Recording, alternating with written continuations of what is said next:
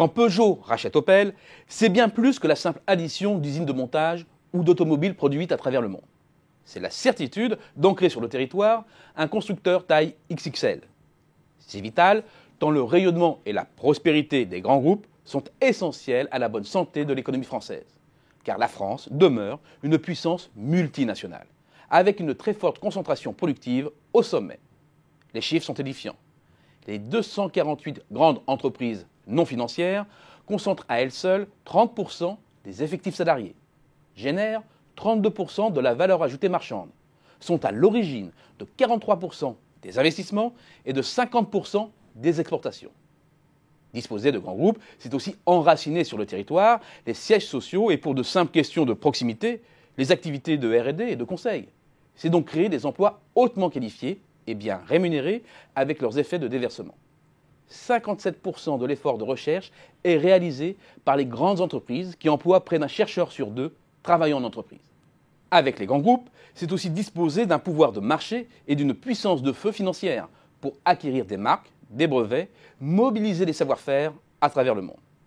C'est aussi disposer d'une capacité à générer des revenus qui se retrouvent en flux positif de la balance des paiements et font plus que compenser notre déséquilibre des transactions de biens et services.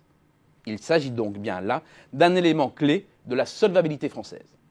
Les grands groupes assurent enfin une activité directe et indirecte aux PME qu'elles entraînent à leur côté. L'essentiel des PME franchissent d'ailleurs le seuil qui les mène à la taille d'une ETI dans le cadre d'une structure de groupe. Les liens capitalistiques sont nombreux entre les grands groupes et les ETI. 56% dépendent ainsi des firmes multinationales, qu'elles soient françaises ou étrangères.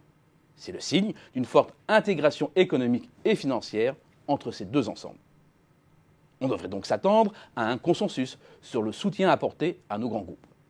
Au contraire, cet avantage compétitif n'est ni bien connu, ni bien accepté. Et personne ne s'émeut quand, au détour d'une étude de la Banque de France, on apprend que 39% des sociétés françaises du CAC 40 sont majoritairement détenues par des intérêts étrangers et que 45% des actions françaises des sociétés du CAC 40 soient entre les mains de non-résidents. Péchinet, Arcelor, Alstom, Alcatel-Lucent, Lafarge, Club Med, tous ces fleurons sont tombés et il ne faut pas croire que ces changements de main ne sont pas neutres. 2 ans à peine après la vente de sa branche énergie à l'américain General Electric, Alstom a annoncé un plan massif de licenciement en Europe, dont en France. Le grand capital est souvent considéré comme apatride. Rien n'est plus faux. Une entreprise basée à Paris ou à Clermont-Ferrand licenciera plus facilement en Chine qu'en France.